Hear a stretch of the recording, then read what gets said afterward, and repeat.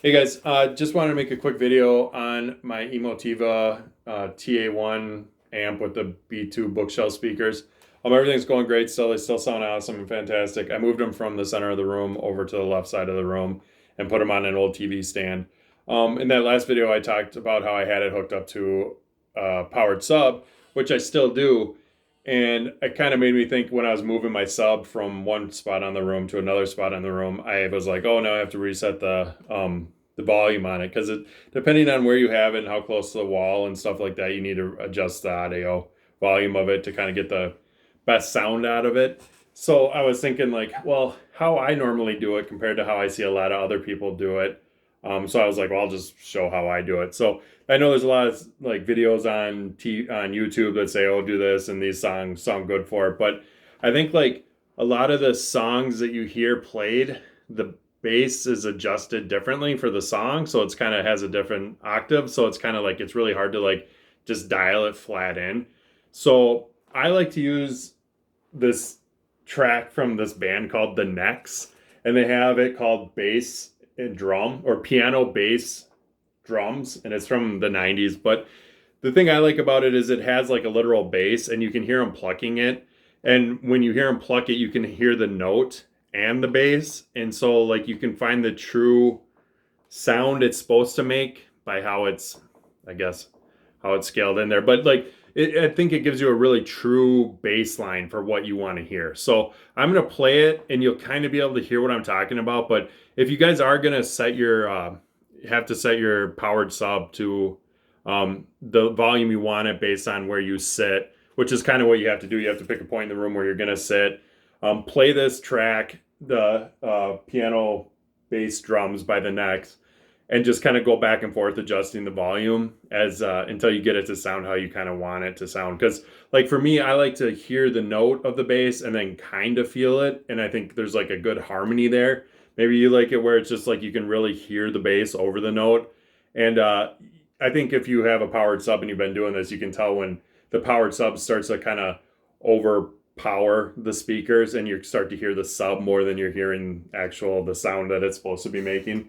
And that's kind of not what you're looking for. So uh real quick, I'm going to play this and you'll probably be able to hear what I'm talking about. And then but either way, yeah, I definitely use the track piano bass drums by the Necks and then kind of set it off of there. So